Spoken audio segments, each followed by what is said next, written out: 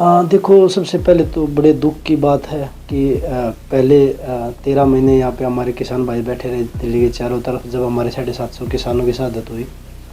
अभी पिछले 9-10 महीने से दोबारा से जो आंदोलन चल रहा है खनौरी बॉर्डर पे और शंभू बॉर्डर पे, उनके जब वो आ रहे थे शांतिपूर्वक आ रहे थे, आज भी वो 9-10 महीने से शांति प्रिय बैठे हैं। जब वो आ रहे थे उनके रास्ते में किले गाड़ी गई, पत्थर बैरिकेड लगाए गए, पता नहीं क्या क्या उनके ऊपर आंसू गैस के गोले, ओरिजिनल गोलियां चलाई गई उनके ऊपर। उसमें एक हमारा भाई शहीद भी हो गया था उस समय पे, शुभकर्ण जी। तो मतलब इस देश में हम बोल रहे कि भाई हमारा किसान अन्नदाता जो है, भाई कृषि प्रधान देश हमारा, और आज किसानों को जब देख रहे हैं तो हमें भी दुख होता है इस चीज़ का। और कल तो जो हमारे उपराष्ट्रपति जी हैं उन्होंने भी बोला है कि भाई अगर आपने सरकार ने अगर लिखित में दिया था तो अब तक किसानों को एमएसपी क्यों नहीं दी गई है। तो मैं उनका भी धन्यवाद करता हूँ कि चलो देर से ही उन्होंने किसानों की आवाज़ तो उठाई ना। बिल्कुल वही बोल रहे हैं ना कि चलो देर से ही सही, लेकिन वो आए किसानों के हक में, क्योंकि सबको पता है किसान सिर्फ अपनी फसलों का मतलब एक न्यूनतम मूल्य मांग रहे हैं, एमएसपी मांग रहे हैं। वो ये नहीं बोल रहे कि भाई आप हमें कुछ दीजिए, हम अपना घर बनाएंगे।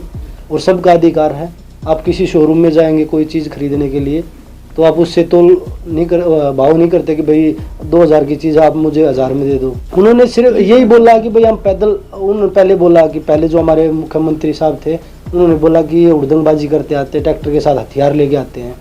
तो अभी तो किसानों ने बोला कि भाई हम पैदल मार्च करेंगे दिल्ली तक हम। और डेमोक्रेसी का मतलब ये होता है कि भाई सबको अधिकार है अपने प्रोटेस्ट करने का, अपनी आवाज़ बुलंद करने का।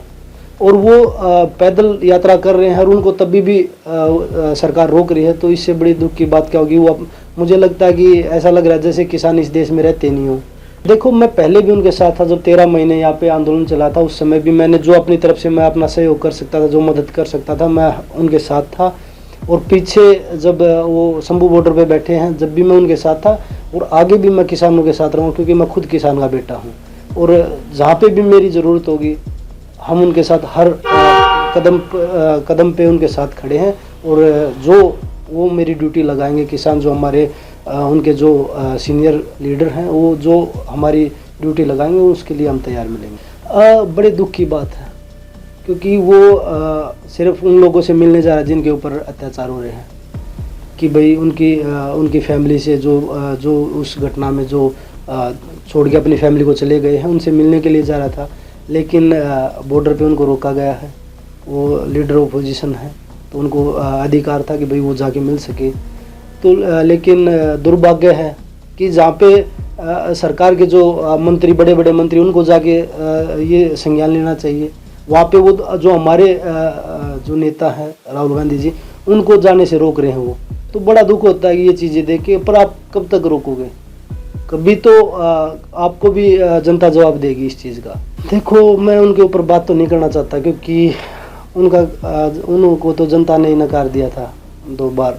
और वो मुझे लग रहा है कि भाई वो टीआरपी लेना चाहते हैं कि भाई खिलाड़ियों के ऊपर बोल के इधर से हम बोलेंगे तो उनको टीआरपी मिलेगी और लोग उनको देखेंगे।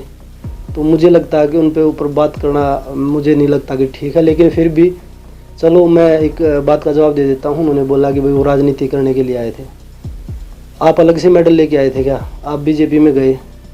अगर हमें राजनीति करनी होती तो हम भी बीजेपी में जाके कर लेते। हमें बीजेपी मना कर रही थी। फिर आप तो किसी का सहारा लेके ऐसे नहीं आए ना राजनीति में। और चलो, मैं और विनेश राजनीति में आए हैं, और 6-7 लड़कियों ने जो FIR दर्ज करवा रखी थी उन्होंने तो उन पर भी उंगलियां उठा दी। खुद उनका एक बयान आया था कि भाई ये चीज़ें होती थी, हमने भी सुना था।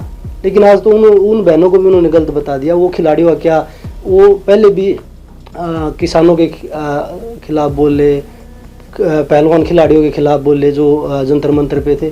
तो उनसे उम्मीद करना मुझे नहीं लगता कि भाई ठीक है। और मैं एक चीज़ यही बोलूँगा कि भाई राजनीति करनी अपने दम पे करेंगे, ना कि हम बहन बेटियों को आगे लाके राजनीति करेंगे। राजनीति करेंगे और पूरी मेहनत से करें, जैसे रेसलिंग में करी थी।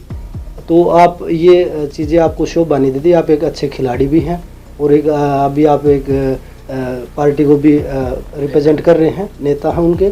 तो आप ऐसी बातें आपको शोभा नहीं देती कि आप कुछ भी अनाप शनाप बोलो और लोगों को भ्रमित करो। कि आप खिलाड़ियों के इतने ऐतिहासी होते तो आप खिलाड़ियों के साथ जंतर मंतर पे खड़े होते, जब पूरे खिलाड़ी वहाँ पे खड़े थे। तो आप ये चीजें ना बोले तो अच्छा है। देश और दुनिया की तमाम बड़ी खबरों से जुड़े रहने के लिए लाइक करें, सब्सक्राइब करें यूट्यूब पर सच को हिंदी चैनल और बेल आइकन दबाकर पाएं लेटेस्ट अपडेट सबसे पहले।